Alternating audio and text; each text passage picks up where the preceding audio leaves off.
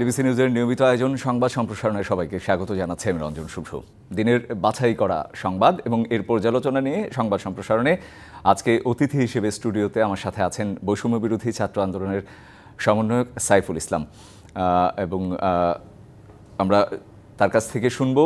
তার আগে স্বাগত আপনাদের সবাইকে সংবাদ সম্প্রসারণে। দর্শক, আগে জানিয়েছি আজকে আমাদের অতিথি হিসেবে স্টুডিওতে উপস্থিত আছেন বৈষম্য বিরোধী ছাত্র আন্দোলনের সমন্বয়ক সাইফুল ইসলাম।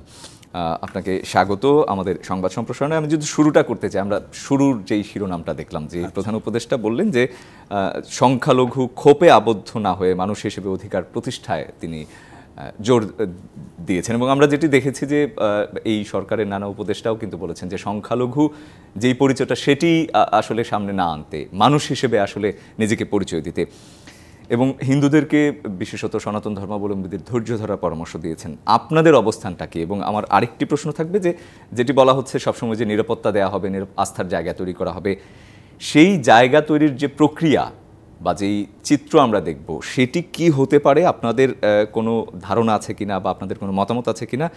আস্থার জায়গাটা বিশেষত সেটি কিভাবে আসতে পারে? অসংখ্য ধন্যবাদ আপনাকে। প্রথমেই আমি যে কথাটি বলবো, আসলে এই যে সংখ্যালঘু না বলে মানুষ হিসেবে দেখার যে বিষয়টি বলেছেন এটিকে আমি পূর্ণ সমর্থন করি এবং আমি যেটি বলতে চাই, আসলে এই সংখ্যালঘু শব্দটিকে আমরা উচ্চারণ করতে চাই না।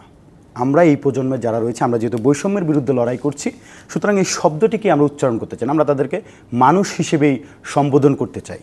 দ্বিতীয় যে বিষয়টি হচ্ছে যে ইতোমধ্যে আপনি আজকেই প্রশ্নটি আমাকে করলেন, তার থেকে 2 দিন আগেই আমরা কিন্তু এই ব্যাপারে কাজ করা শুরু করেছি, অর্থাৎ সংখ্যালঘুদেরকে কীভাবে নিরাপত্তা দেওয়া যায়, তাদের আসলে দাবিগুলো কি, এইগুলো শোনার জন্য কিন্তু ইতোমধ্যে একটি টিম কিন্তু ঢাকেশ্বরী মন্দিরে গিয়েছিলেন এবং সেখানে তাদের যত অভিযোগ রয়েছে বা তাদের যে দাবি রয়েছে সেগুলো কিন্তু ইতিমধ্যে আমরা শুনেছি। এবং তারও আগে কিন্তু যখন আমরা আসলে আমাদের যখন বিজয় হয়, অর্থাৎ আমরা যখন মূলত অন্তর্বর্তীকালীন সরকার গঠনের আগ থেকেই কিন্তু বিভিন্ন মন্দির, গির্জা থেকে শুরু করে যত ধর্মীয় উপাসনালয় রয়েছে সব জায়গায় কিন্তু ছাত্র জনতা কিন্তু সেখানে কিন্তু তারা কিন্তু পাহারার কাজে নিয়োজিত ছিলেন। অর্থাৎ আমাদের যে কাজটি সেটি কিন্তু ইতিমধ্যে চলমান রয়েছে এবং আমরা যেটি বলতে চাই, আসলে এটির ধারা অব্যাহত থাকবেন এবং তারা যে দাবিগুলো করছেন এগুলো ইতিমধ্যে আমরা তাদের দাবিগুলো মেনে নেওয়ার জন্য আজকে যে 4টি দফা আমরা দিয়েছি সেখানেও কিন্তু তাদের এই দফাটিকে আমরা উল্লেখ করেছি যে তাদের যে গ্রহণযোগ্য দাবিগুলো রয়েছে এবং যৌক্তিক যে দাবিগুলো রয়েছে সেগুলো যেন সরকার মেনে নেন, এটি কিন্তু ইতিমধ্যে আমরা আহ্বান জানিয়েছি বর্তমান অন্তর্বর্তীকালীন সরকারকে। এই হচ্ছে আসলে মূল কথা। আরেকটু যদি জানতে চাই যে সরকার, আপনারা আপনাদের পক্ষগুলো পরিষ্কার করলেন, আমরা শুনলাম যে আপনারা কমিটি করেছেন, আপনারা যাচ্ছেন, আপনারা আশ্বস্ত করছেন, সেটিগুলো আপনাদের পক্ষ থেকে, কিন্তু আপনারা দাবিও জানিয়েছেন যে এই দাবিগুলো করতে হবে। সরকারের আসলে কি করার থাকতে পারে? আমরা দীর্ঘদিন ধরেই দেখেছি যে এই সমস্যা বা এই সংকট কিন্তু সবসময় দেখি আমরা, যে কোনো ধরনের সরকার পরিবর্তন বলি, পট পরিবর্তন বলি, সব সময়ই দেখেছি আমরা যে বিশেষ কিছু জাতিগোষ্ঠীর ওপরে এক ধরনের আক্রমণ আসে, হামলা আসে। সরকার বা একটি স্থায়ী সমাধান বা একটি টেকসই যদি সমাধানের আস্থার জায়গা তৈরি করা যায়, সেটি সরকারের কি প্রক্রিয়া হতে পারে? তারা কোন জায়গাগুলোতে জোর দিতে পারে? আপনাদের যদি কোনো পরামর্শ বা মতামত থাকে। আমরা তো এই প্রজন্ম, আমরা আসলে গত 15 বছর ধরে একটি সরকারকে আমরা দেখতে পাচ্ছি এবং তাদের কার্যকলাপ কিন্তু আমাদের মুখস্থ হয়ে গেছে। আসলে মনে হচ্ছে যে তাদের কার্যকলাপ দেখে আমাদের মনে হচ্ছে এটি একটি রুটিন ওয়ার্ক এবং যেটি চলছে এটি সবসময় একই কাজ আমরা দেখতে পাচ্ছি।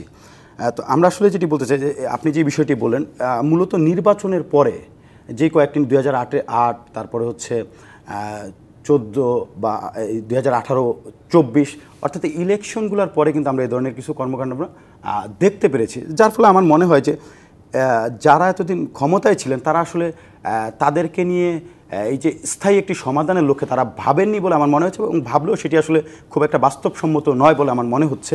তবে আমরা বিশ্বাস করি যেহেতু একটি গণ অভ্যুত্থানের মাধ্যমে নতুন যেই সরকার আসছেন তিনি নিশ্চয়ই এই ব্যাপারে একটি তার স্পষ্ট ধারণা দিবেন এবং এটির কিছু আইনি প্রক্রিয়াও রয়েছে যে তাদেরকে আসলে কীভাবে নিরাপত্তা দেওয়া যায়। সুতরাং আমি মনে করি স্টেক হোল্ডার থেকে শুরু করে যারা রয়েছেন সকলের সাথে একটি আলাপ হবে এবং অন্তর্বর্তীকালীন সরকারে যারা রয়েছেন সেখানে আমরা দেখেছি যে আসলে এই সনাতন অর্থাৎ হিন্দু ধর্মেরও কিন্তু একজন প্রতিনিধি, অর্থাৎ এই যে আমরা যে বৈষম্যের বিরুদ্ধে লড়াই করছি, সুতরাং সেখানেও কিন্তু আমরা সকল ধর্ম বর্ণের মানুষের অন্তর্ভুক্তি কিন্তু সেখানেও আমরা দেখতে পেয়েছি। সুতরাং আমি মনে করি যে সেখানে হিন্দুদের প্রতিনিধি হিসেবে যিনি রয়েছেন তিনিও এই ব্যাপারে প্রশ্ন তুলবেন এবং তিনি একটি স্থায়ী সমাধানের লক্ষ্যে অন্যান্য সকলের সাথে আলাপ করে একটি স্থায়ী সমাধান দ্রুত আসবে বলে আমরা বিশ্বাস করি এবং আমরাও আসলে চাই না যে এই আমাদের এই যে এই দেশে আমরা সবাই আসলে শান্তিতে বসবাস করতে চাই এবং সমান হয়ে সমান হয়ে শান্তিতে এবং সকলকে সমানভাবে বাঁচার অধিকার আমরা দিতে চাই এবং আমরা সকলে একসাথে মিলে এই দেশকে এগিয়ে নিয়ে যেতে চাই। সেই জায়গায় আসলে এই ধরনের কোনো প্রতিবন্ধকতা থাকুক সেটি আমরা যারা বৈষম্যের বিরুদ্ধে লড়াই করছি আমরা কোনোভাবেই চাই না। এবং ধরনের বৈষম্যের বিরোধী আসলে লড়াই, আমরা বারবারই দেখেছি যে বিগত সরকারগুলোর আমলে আমরা দেখেছি যে এই ইস্যুটিকে, সংখ্যালঘু ইস্যুটিকে, ভিন্ন ধর্মাবলম্বীদের যে ইস্যু সেগুলোকে রাজনীতিকরণের বা রাজনৈতিক খাতে হিসেবে ব্যবহারের যেই একটি প্রবৃত্তি আমরা দেখছি, সেটিরও অবসান চান কিনা? অবশ্যই, আপনি যে প্রশ্নটি করেন এটি অত্যন্ত যৌক্তিক একটি প্রশ্ন এবং এই যেই কথাটি আমি বলেছি যে প্রতিবার নির্বাচনের পরে বা আগে আমরা এই বিষয়টিকে দেখতে পাই যে আসলে সামনে চলে আসে। সুতরাং আমি মনে করি যে যারা রাজনৈতিক স্বার্থ হাসিলের জন্য আসলে কোনো একটা গোষ্ঠীকে ব্যবহার করছেন কিংবা তাদেরকে কোনো একটা প্রতিবন্ধকতার সম্মুখীন করছেন, এটি আসলে অত্যন্ত ন্যাক্কারজনক একটি ঘটনা বলে আমরা মনে করছি। এবং একই সাথে আমরা যেটি বলতে চাই যে এটির একটি সমাধান হওয়া অত্যন্ত জরুরি এবং সেটি কোন প্রক্রিয়া হবে সেটির জন্য আমরা অপেক্ষা করছি। ধন্যবাদ।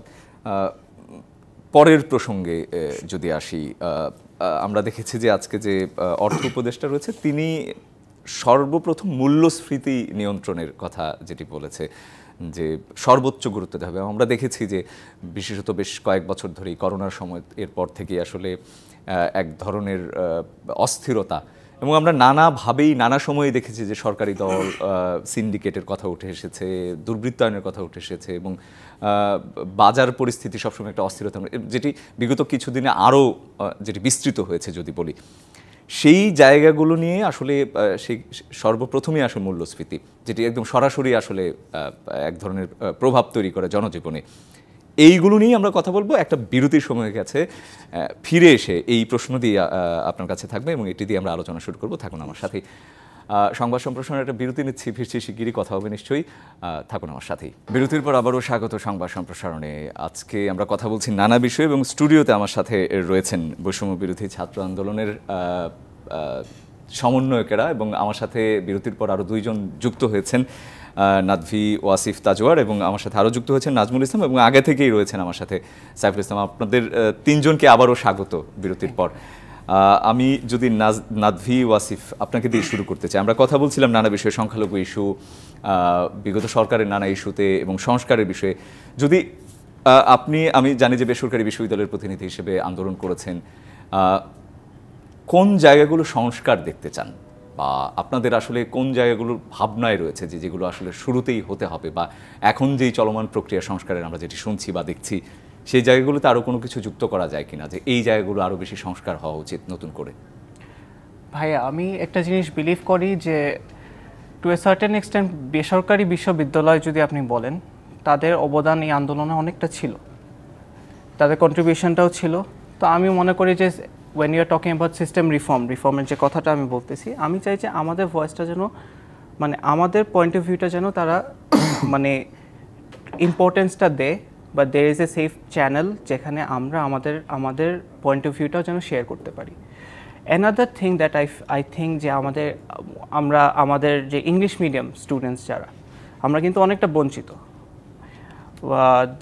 মনে করেন যে our point of view is basically যে আমরা once we are done with our studies we go abroad. I want the education system to be designed in such a way যে English medium students can also compete in public services as well. মানে সেই জায়গাগুলো এর বাইরে আরো কোনো সংস্কার বা বিশ্ববিদ্যালয়ে যেই বেসরকারি বিশ্ববিদ্যালয়ের ছাত্ররা আপনি যেটি বললেন যে আরো বেশি যেন চাকরির বাজার মুখী হয় বা আরো বেশি যেন দেশেই থাকে, আপনারা যেটি বললেন যে যারা বিদেশে না যায় মেধাগুলো যেন আরো বেশি দেশেই থাকে, এর বাইরে আর কোনো সংস্কার কি আপনারা চান? এর বাইরে ভাইয়া তেমন একটা আমার মনে হচ্ছে না, বাট আই থিঙ্ক এটাই মেজর একটা সেক্টর, মানে মেজর নিশ্চয়ই portion of our students বা human resources invested somewhere else. নিশ্চয়ই আমরা নিশ্চয়ই শুনবো আপনার কাছ থেকে আরো। সাইফুল ইসলাম, আপনার কাছে আবারও একটু যেতে চাই, যেটা হচ্ছে আমরা অর্থনৈতিক সংকট নিয়ে কথা বলছিলাম, যে আমি আগেই বলেছি আপনাকে যে মূল্যস্ফীতি নিয়ন্ত্রণে সর্বোচ্চ গুরুত্ব দেওয়ার কথা বলা হচ্ছে। সেই ক্ষেত্রে আমার দুটি প্রশ্ন থাকবে আপনার কাছে, যে এবং আমরা একটা জিনিস দেখছি যেটি অনেকেই সাধুবাদ জানাচ্ছেন যে আপনারা বাজার মনিটরিং করছেন, আপনারা নানাভাবে সাধারণ মানুষকে সহায়তা করার চেষ্টা করছেন। এইটি আসলে কতদিন চলমান থাকবে সেটি একটি প্রশ্ন। আরেকটি প্রশ্ন হচ্ছে যে আপনাদের অর্থনৈতিক সংস্কারের কোনো পরামর্শ থাকবে কিনা? ধন্যবাদ। আসলে একটি সংকটকালীন মুহূর্ত আমরা সবাই পার করছি এবং এই সংকটকালীন মুহূর্তে সকল ধরনের সংকটই আমাদের সামনে আসছে। সেক্ষেত্রে অর্থনৈতিক সংকটটি একটি গুরুত্বপূর্ণ বিষয়, এটি সত্যি কথা। এবং এটি 1971 সালে যখন যুদ্ধ হয়েছিল, যখন আমরা স্বাধীন হয়েছি, তারপরে কিন্তু এই ধরনের একটি সংকট আমরা দীর্ঘদিন দেখেছি। এবং এখন যে সংকটটি চলছে এটি কিন্তু আসলে বেশ কিছুদিন ধরেই চলছে, বেশ কিছুদিন, আমি বলবো যে অনেক বছর ধরেই চলছে। হ্যাঁ, তো হঠাৎ করে আমরা আসলাম আর এটি আসলে সমাধান হয়ে যাবে কিংবা আমরা একেবারে অর্থনৈতিক সংকট থেকে দূর করে ফেলতে পারবো, আলাদিনের চেরাগ নয় যে আমি একদিনে পেলাম আর হয়ে গেল। সুতরাং আমি মনে করি যে এটিও একটি দীর্ঘস্থায়ী ব্যাপার। তবে আমাদের যে অন্তর্বর্তীকালীন সরকারে যারা রয়েছেন এবং শ্রদ্ধেয় ডক্টর মোহাম্মদ ইউনূস স্যার, তিনি এ ব্যাপারে যথেষ্ট বিজ্ঞ এবং তার অনেক ধারণা, এই পরিকল্পনা রয়েছে নিশ্চয়ই। এবং আমি বিশ্বাস করি তার মতো একজন মানুষের নেতৃত্বে এটি আসলে অতি দ্রুত পুরোপুরি সমাধান না হলেও অনেকখানি আসলে এই সংকট কেটে যাবে বলে আমি বিশ্বাস করি। এবং তার হাত ধরে, এবং আমরা মনে করি যে এক্ষেত্রে একটি বিষয় লক্ষণীয় যে এই যে সিন্ডিকেট যারা রয়েছে, বাজাজ সিন্ডিকেট, এই সিন্ডিকেটগুলোকে ভেঙে দেওয়া খুব গুরুত্বপূর্ণ। এবং আমরা দেখি যে একটি ট্রাক, আপনি যদি মনে করেন যে চাঁপাইনবাবগঞ্জ থেকে ঢাকায় আসতে একটি ট্রাকে যদি 10 লাখ টাকার মালামাল থাকে, তার মিনিমাম 1 থেকে 1.5 লাখ টাকা চলে যায় চাঁদা দিতে বিভিন্ন জায়গায়। এই বিষয়গুলোকে আসলে যদি রোধ করতে পারে এবং এই সিস্টেমগুলোকে যদি ডেভেলপ করতে পারে এবং তাদেরকে আইনি প্রক্রিয়ার মাধ্যমে যে আইনের যে বাস্তবায়ন, সেটি যদি আমরা ঘটাতে পারি, আমি মনে করি যে এবং নজরদারি নিশ্চয়ই বাড়াতে হবে। এবং কারণ এই ট্রাকগুলা বা এই যে পণ্যবাহী যেই গাড়িগুলো, সেগুলো কিন্তু গভীর রাতে আসে, সরবরাহ ব্যবস্থা। সেইখানে আমি মনে করি যে নজরদারি বৃদ্ধির মাধ্যমে এবং আরও অনেক স্টেক হোল্ডার রয়েছেন যারা রয়েছেন, তারা বিভিন্ন পরিকল্পনার মাধ্যমে এটির একটি সমাধান নিশ্চয়ই সম্ভব। এবং সংকট পুরোপুরি দূর না করতে পারলেও অনেকখানি নিস্তার পাওয়া সম্ভব। আমরাও সেই আস্থায় রাখতে চাই। ছোট্ট করে একটু আপনার কাছে আবারও জানতে চাই, যেটা হচ্ছে মনিটরিং এর কথা যেটা আমি বলছিলাম, সেটি আসলে কতদিন পর্যন্ত আপনারা বা সাধারণ মানুষকে আসলেই সুফল পাচ্ছে কিনা, আপনাদের কোনো মানে নজরদারি বা পর্যবেক্ষণ রয়েছে কিনা? অবশ্যই যেই নজরদারিটির কথা বলেন, এটি শুধুমাত্র বাজারে গিয়ে নজরদারি হচ্ছে বিষয়টি এরকম না। আমরা যেখানেই সংকট মনে করছি, যেখানেই সমস্যা মনে করছি, আমরা তাৎক্ষণিক সেখানেই চলে যাচ্ছি। আসলে আমাদের শিক্ষার্থী এবং ছাত্র জনতার জায়গা থেকে আমরা যতটুকু ভূমিকা রাখা দরকার সেটি আমরা করছি, কিন্তু আমরা নিশ্চয়ই কোনো আইনি কার্যক্রম কিংবা সেটি আমরা চালাতে পারছি না। আমরা সতর্ক করার চেষ্টা করছি এবং আমরা সচেতন করার চেষ্টা করছি এবং একই সাথে আমরা তাদেরকে হুঁশিয়ারি দিয়ে আসছি যেন তারা কোনো ধরনের অসাধু উপায় অবলম্বন করতে না পারেন। এবং সেটি আমি মনে করি যেহেতু একটি সংকটকালীন সময় চলছে এবং মানসিকতার পরিবর্তন চাচ্ছে, আমরা তাদেরকে বুঝাচ্ছি আসলে কি হওয়া উচিত। এবং আমরা যেহেতু ছাত্র বন্ধু, আমাদের সবাই তরুণ এবং যারা এই ব্যবসার সাথে জড়িত, তারা আমাদের বাবার বয়সে অনেকে রয়েছেন। সুতরাং তাদেরকে আমরা বুঝিয়ে যে কোনোভাবে একটি সিন্ডিকেটকে ভেঙে যেন একটি ভালো, অর্থাৎ আগামী যে বাংলাদেশ, সেই বাংলাদেশ বিনির্মাণে আসলে তাদেরও যে ভূমিকা রাখা দরকার সেটি আমরা বোঝানোর চেষ্টা করছি। ধন্যবাদ আপনাকে। নাজমুল ইসলাম, আপনার কাছে যেতে চাই। আমরা অর্থনৈতিক সংকট নিয়ে কথা বলছি, যেটি হচ্ছে যে বারবারই বলা হচ্ছে যে মূল্যস্ফীতি নিয়ন্ত্রণ। আমি একটু আগেও সাইফুল ইসলামের সাথেও সেই ব্যাপারেই কথা বললাম এবং তিনি আশাবাদী, আমরাও আশাবাদী, যেটি আসলে সবার আগে প্রয়োজন মূল্যস্ফীতি, বাজার পরিস্থিতি নিয়ন্ত্রণ। এই অন্তর্বর্তীকালীন সরকার আসলে কতটা সফল হতে পারে বা হতে যাচ্ছে, মানে আপনাদের যে মতামত সেটি বা আপনারা কি দেখতে পাচ্ছেন, কতটা সফল হবে এই সরকার মূল্যস্ফীতি নিয়ন্ত্রণে? ধন্যবাদ। ছাত্র নাগরিক অভ্যুত্থান পরবর্তী আজকের নতুন বাংলাদেশের পক্ষ থেকে যারা দেখছেন সবাইকে শুভেচ্ছা জানাই। দেখুন, আমরা কিন্তু একটা বৈষম্যহীন মেধাবীদের বাংলাদেশ বিনির্মাণ করতে চেয়েছি এবং পরবর্তী দেখতে চেয়েছি যে প্রত্যেকটা জায়গায় বাংলাদেশের প্রত্যেকটা পড়তে অন্যায়, অনিয়ম, দুর্নীতি এই চলছে। তো এখন আমাদের দুর্নীতিমুক্ত একটা বাংলাদেশ তৈরি করা দরকার। আর যে বর্তমান যে পরিস্থিতি আমরা দেখতে পাচ্ছি, দ্রব্যমূল্যায়ন, লাগামহীন ঊর্ধ্বগতি, মানুষের নাবিশ্বাস, এই যে এগুলোর কাছে মুদ্রাস্ফীতি খুবই গুরুত্বপূর্ণ একটা ফ্যাক্টর। তো বাজার মনিটরিং করা থেকে শুরু করে প্রত্যেকটা সেক্টর আমরা চেষ্টা করছি এগুলোকে কামব্যাক করার জন্য, কিন্তু আসলে রাতারাতি করে কোনো কিছু সম্ভব না। তবে আমরা অনেক বেশি আশাবাদী, আমরা একটা রেজিমকে সরাতে পারছি। এদেশের মানুষ, ছাত্র নাগরিক, কৃষক, শ্রমিক, মেহনতি মানুষ, শিক্ষক, আইনজীবী, বুদ্ধিজীবী থেকে শুরু করে সকল শ্রেণী পেশার মানুষ কিন্তু একটা নতুন বাংলাদেশ তৈরি করার প্রত্যয়ে তারা রাস্তায় নেমেছে। তো চলমান যে অনিয়মগুলো আছে, মুদ্রাস্ফীতি থেকে শুরু করে বিভিন্ন প্রকার যে সমস্যাগুলো আমরা দেখছি, অর্থনৈতিক সংকটের হিসাবে কাজ করছে। আমরা মনে করি আমাদের বর্তমান যে উপদেষ্টা রয়েছেন ডক্টর সালাউদ্দিন আহমেদ, অর্থ মন্ত্রণালয়ের উপদেষ্টা, অত্যন্ত বিচক্ষণ এবং ভালো একজন মানুষ, সৎ মানুষ। আমরা মনে করি এই যে এই মানুষগুলো যারা আছে ইন্টারিম গভর্নমেন্টে, তাদের স্বতঃস্ফূর্ত অংশগ্রহণ এবং এদেশের ছাত্র নাগরিক সকলের অংশগ্রহণে আমরা মনে করি এই যে বর্তমান যে সামগ্রিক পরিস্থিতি আছে সেগুলো আমরা ওভারকাম করতে পারবো। আমরাও সেটিই চাই।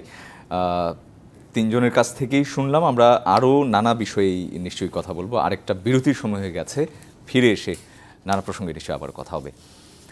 সংবাদ সম্প্রসারণ আরেকটা বিরতি নিচ্ছি, ফিরছে শিগগিরই, সঙ্গে থাকুন।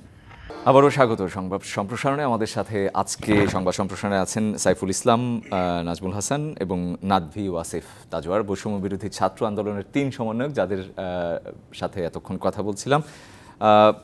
নাজমুল হাসান, আপনাকে দিয়ে এবার শুরু করতে চাই। যেটি বলা হচ্ছে, আমরা একটু আগেই যেটি খবর পেয়েছি যে শেখ হাসিনা সরকারের শিল্প ও বিনিয়োগ বিষয়ক সাবেক যে উপদেষ্টা সালমান এফ রহমান এবং সাবেক আইনমন্ত্রী আনিসুল হক, যিনি আমরা দেখেছি যে বৈষম্য বিরোধী ছাত্র আন্দোলনের সময় নানা বিষয়ে তিনি কথা বলেছেন, তাদের দুজনকে গ্রেপ্তার করা হয়েছে।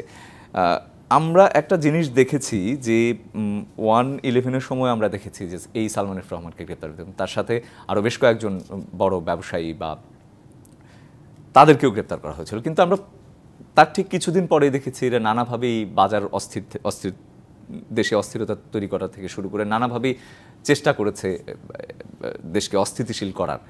এবং অনেকেই বলে, একটি কথা বলা হয় যে -2 যে ফর্মুলা, সেটি বাস্তবায়ন করা যায়নি এই ব্যবসায়ীদের কারণে, যাদেরকে ধরা হয়েছিল তখন। এবারও আমরা দেখলাম যে সালমান এফ রহমান সহ আরও বেশ কয়েকজনকে ধরা হয়েছে এবং নিশ্চয়ই সামনে এগুলো আরও ধরা হবে। এবারও কি ওই রকম কোনো শঙ্কা রয়েছে কি এরা কি এই ধরনের কোনো অস্থিতিশীলতা তৈরি করার চেষ্টা করতে পারে কি, বা আপনারা কি ভাবছেন যে এই যে যাদেরকে ধরা হচ্ছে, আটক করা হচ্ছে, আমরা প্রায়ই শুনছি? দেখুন, আমরা মাত্রই একটা সফল গণ অভ্যুত্থান তৈরি করেছি। সেই অভ্যুত্থানকে নস্যাৎ করার জন্য বিভিন্ন রকম ষড়যন্ত্র আমরা দেখতে পেয়েছি। ইতিমধ্যে আমরা সালমান এফ রহমানের নাম থেকে শুরু করে বিভিন্ন আওয়ামী লীগের যারা প্রেতাত্মা হিসাবে বা দোষর হিসাবে ছিল বা তারা সুবিধাভোগী, তারা বিভিন্ন প্রকার ষড়যন্ত্র করছে। তারই অংশ হিসেবে আমরা তার নামগুলো আমরা দেখতে পাচ্ছি। কিন্তু বাংলাদেশের বর্তমান যে প্রেক্ষাপট, এই প্রেক্ষাপটে আজকে সালমান এফ রহমান অথবা সাবেক আইনমন্ত্রী আনিসুল হক, আমাদের শিক্ষার্থীদের যে আন্দোলন, সেই আন্দোলনটা কিন্তু প্রথম থেকেই তারা পলিটিক্যালি ফ্রেমওয়ার্ক করেছে। আমাদের শান্তিপূর্ণ আন্দোলনকে তারা ভিন্ন খাতে প্রভাবিত করার চেষ্টা করেছে। তো এদের যে দায়, এই যে শত শত হাজার হাজার মানুষকে শহীদ করা, শিক্ষার্থীদেরকে শহীদ করা, নাগরিকদেরকে শহীদ করা, এর দায়িত্ব তাকে অবশ্যই নিতে হবে। শুধু গ্রেপ্তারি সীমাবদ্ধ নয়, তাদেরকে দৃষ্টান্তমূলক শাস্তির মুখোমুখি করতে হবে। এবং এই বাংলাদেশে আমরা দৃষ্টান্ত স্থাপন করব, সে যে যত বড় রাঘব বোয়াল হোক না কেন, 1000 কোটি টাকার মালিক হোক না কেন, তারও আইনের ঊর্ধ্বে নয়। পাশাপাশি আমরা বলতে চাই, দেখেন, এই যে আমাদের যে কমপ্লিট শাটডাউন কর্মসূচি ছিল, তখন পুরো বাংলাদেশকে ডিজিটালি ক্র্যাকডাউন করা হয়েছে। তখন কিন্তু যে আইসিটি প্রতিমন্ত্রী জোনায়েদ আহমেদ পলক, তাকেও আমরা গ্রেপ্তারের দাবি জানিয়েছি এবং তাকে বিচার আওতায় আনতে হবে। পাশাপাশি AR রহমান, যে বাংলাদেশের শিক্ষার্থীদেরকে, আন্দোলনকারী শিক্ষার্থী শহীদ আবু সাঈদকে ড্রাগ এডিক্টেড বলেছিলেন আন্তর্জাতিক গণমাধ্যমগুলোতে। সুতরাং এই অপকর্ম যারা করেছে, বিশ্ববিদ্যালয় কলেজ ক্যাম্পাসে যে শিক্ষার্থীদেরকে নির্বিচারে গুলি করার নির্দেশ দাদা স্বরাষ্ট্রমন্ত্রী আসাদুজ্জামান, তাদেরকেও অনতিবিলম্বে গ্রেপ্তার করতে হবে। যদি গ্রেপ্তার না করে, তাহলে এই দেশের মানুষ তাদের প্রতি যেই পরিমাণ বিক্ষুব্ধ আছে, হয়তো এর চেয়েও নেগেটিভ রেজাল্ট আসতে পারে। তবে আমরা মনে করি আমরা একটা স্বপ্নের বাংলাদেশ তৈরি করতে চাই, যেখানে যথাযথ বিচার বা আইনি যেই ব্যবস্থা, সেটি আসলে যথাযথভাবেই কার্যকর হবে। অবশ্যই আমরা এমন একটা বাংলাদেশ চাই যে বাংলাদেশে বিচার ব্যবস্থা স্বাধীন থাকবে, দোষীরা শাস্তি পাবে এবং নির্দোষরা শাস্তি থেকে দূরে থাকবে। কিন্তু এই যে বাংলাদেশে যে রাঘব বোয়াল নামে পরিচিত, তাদের কারণে কিন্তু বাংলাদেশ জিম্মি ছিল। এই যে কিছুদিন আগে আপনার মুদ্রাস্ফীতি বললেন, তো এই মুদ্রাস্ফীতির একটা অন্যতম স্টেক হোল্ডার কিন্তু এখানে আছে সালমান এফ রহমান। বাংলাদেশের কালো টাকা হাজার হাজার লক্ষ কোটি টাকা বাংলাদেশে পাচার করার একটা স্টেক হোল্ডার হচ্ছে শেয়ার বাজার কেলেঙ্কারি। তাকে দরবেশ বাবা হিসাবে মানুষজন জানে। সুতরাং এই দরবেশদের মুখোশ উন্মোচন করার সময় এখন। বাংলাদেশের প্রত্যেকটা পরতে যারা দরবেশ আছে, সন্ত্রাসী আছে, তাদেরকে এখন মুখ্যম সময়। নিরাপদ এবং বাসযোগ্য বাংলাদেশ তৈরি করতে হলে তাকে অবশ্যই গর্ত থেকে টেনে এনে বিচারের মুখোমুখি করতে হবে। ধন্যবাদ আপনাকে। সাইফুল ইসলাম, আপনি কিছু বলবেন কিনা? দেখুন, এই যে রাঘব বোয়ালরা যারা রয়েছেন, যারা আসলে দেশকে অস্থিতিশীল করার পেছনে এবং দেশের অর্থনৈতিক চাকাকে স্থির করার পেছনে যাদের মূল চালিকা শক্তি, তাদের মধ্যে একজন, আপনি যার নাম বললেন, তিনি। এবং এই যে আইনমন্ত্রী, যিনি আসলে আমরা দেখেছি যে তার এক এক সময় এক এক রকম মন্তব্য সাধারণ শিক্ষার্থীদের মধ্যে এক ধরনের অস্থিরতা তৈরি করেছে এবং তিনি জনমনের যেই আস্থার জায়গায় তারা থাকার কথা, সেটি আসলে সম্পূর্ণভাবে তারা হারিয়েছেন ওই সময়। এবং নাজমুল যেটি বলল যে তথ্যমন্ত্রীর কথা, এই যে তার আসলে আমাদেরকে রাজা সাচ্চা রাজাকারের বাচ্চা বলে আমাদেরকে আখ্যায়িত করা এবং এক একজনের এই ধরনের আমাদেরকে নিয়ে মন্তব্য, এটি আসলে অত্যন্ত ব্যাহত হয়েছে যে দায়িত্বশীল জায়গায় থেকে কোমলমতি শিক্ষার্থী থেকে শুরু করে আমাদেরকে তারা কিভাবে এইরকম বলেন এবং আমাদের উপরে যেই জুনায়েদ আহমেদ এই যে ডিজিটালি ক্র্যাকডাউন থেকে শুরু করে এই যে মেকানিজমগুলো সাধারণ শিক্ষার্থীদের শান্তিপূর্ণ আন্দোলনে নির্বিচারে গুলি করার পরামর্শ কারা দিল, কারা আসলে অর্থাৎ এই প্রক্রিয়াটির সাথে যারা জড়িত সকলকে আইনের আওতায় এনে বিচারের মুখোমুখি করা এবং এমন একটি শাস্তি তাদেরকে অন্যদের জন্য উদাহরণ হয়ে থাকতে পারে এবং ভবিষ্যতে যেন কেউ এ ধরনের কোনো পরিস্থিতি সৃষ্টির দুঃসাহস দেখাতে না পারে। অর্থাৎ আমরা মনে করি এটি একটি মুখ্যম সময় যে বাংলাদেশে আগামীর রাজনীতির জন্য এবং আগামীর বাংলাদেশের জন্য একটি উদাহরণ সৃষ্টি করে যাওয়া যে যেন কেউ ভবিষ্যতে বৈষম্য, অনিয়ম কিংবা এই ফ্যাসিস্টকে পুনর্বাসনের জন্য যেন কোনো ধরনের পদক্ষেপ নিতে না পারেন। ধন্যবাদ।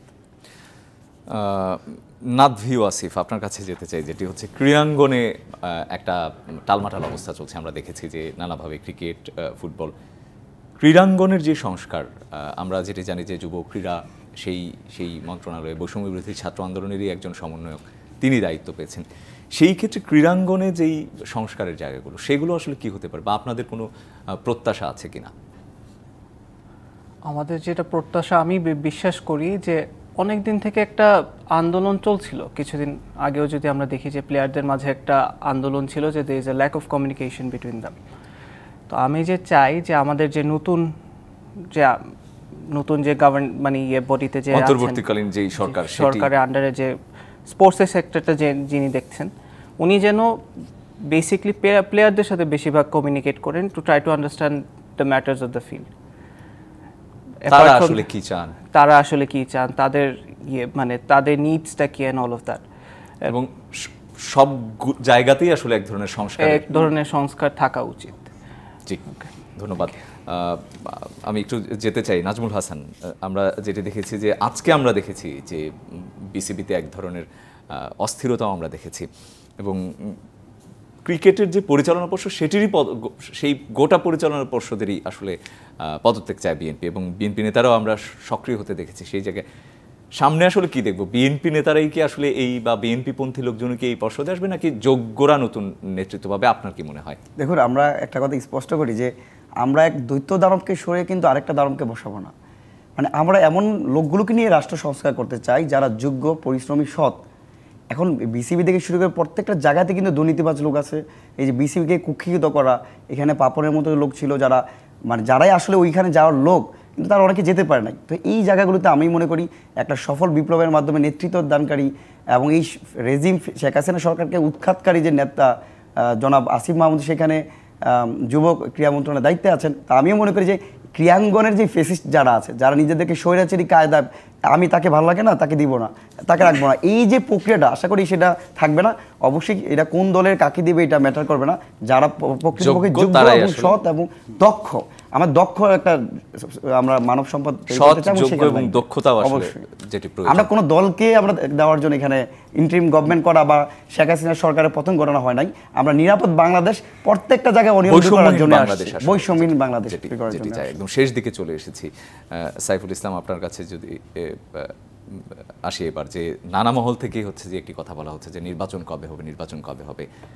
নির্বাচন যখন হবে তখন তো আসলে মানুষ ভোট দেবে। সেই ক্ষেত্রে ভোটের মাধ্যমে আসলে কাদেরকে আনবে বা ভোটিংয়ের যেই প্রক্রিয়া বা ভোট যেই প্রক্রিয়া, সেই প্রক্রিয়ার মাধ্যমে কি আবার কোনো রাজনৈতিক দলই কি আসবে কিনা বা তারা আসলে কি এই ধরনের পরিবর্তনগুলো থাকবে কিনা, এই ব্যাপারে আসলে আপনাদের কোনো ভবিষ্যতের কোনো চিন্তা আছে কিনা? রাজনীতিতে আসলে রাতারাতি কিছু বলে দেওয়া যে কি হতে পারে বা কি হবে, এটা আসলে খুবই মুশকিল। কারণ এখানে প্রতিনিয়তই অনেক কিছুই পরিবর্তন হয় এবং প্রতি সেকেন্ডেই অনেক ধরনের সিদ্ধান্তের পরিবর্তন আসে এবং অনেক ধরনের প্রেক্ষাপটের পরিবর্তন আমরা দেখতে পাই। সুতরাং এখন আমার জায়গা থেকে বলা মুশকিল যে আসলে কি হতে যাচ্ছে। তবে আমরা যেটি ধারণা করতে পারি, যেহেতু একটি সংকটকালীন মুহূর্ত পার করছে এবং অন্তর্বর্তীকালীন একটি সরকার আমরা ইতিমধ্যে গঠিত হয়েছে এবং আমরা তাদেরকে পূর্ণ সমর্থন দিয়েছি ছাত্র জনতা সবাই মিলে, এবং আমরা তাদেরকে আস্থার জায়গায় রাখতে চাই যে যে সংস্কারগুলো দরকার সেইগুলো তারা অতি দ্রুত করবেন এবং এই সংকট থেকে উত্তরণ করে তারপরে আসলে একটি নির্বাচন দেবেন। কারণ একটি নির্বাচন এখন দিলেই হবে না, সেই নির্বাচনের আগেও অনেক করার মতো সংস্কার নিশ্চয়ই সংস্কারেরও দরকার আছে এবং নির্বাচনের পরিস্থিতি কি এখন দেশে আছে কিনা সেটিও ভাবার বিষয় রয়েছে। এবং একই সাথে আরেকটি বিষয় আমি বলতে চাই, কে আসবে না সেটি আমরা আসলে চাচ্ছি না। আমরা চাচ্ছি যে এই যে রেজিম সরকারকে হটানোর মাধ্যমে আমরা আসলে যেটি চাচ্ছি, যারা ছাত্র জনতার হয়ে কাজ করবেন, যারা এই বাংলাদেশকে একটি আদর্শ রাষ্ট্র হিসেবে সারা পৃথিবীর কাছে তুলে ধরতে পারবেন, আমরা তেমন একটি সরকারকে এই ভবিষ্যতে প্রত্যাশা করছি। অসংখ্য ধন্যবাদ নাদভি ও আসিফ তাজওয়ার, সাইফুল ইসলাম এবং নাজমুল হাসান, তিনজনকে আমাদের সাথে যুক্ত হয়ে সংবাদ সম্প্রসারণের সময় দেওয়ার জন্য। এই ছিল সংবাদ সম্প্রসারণে, ডিবিসির সঙ্গেই থাকুন।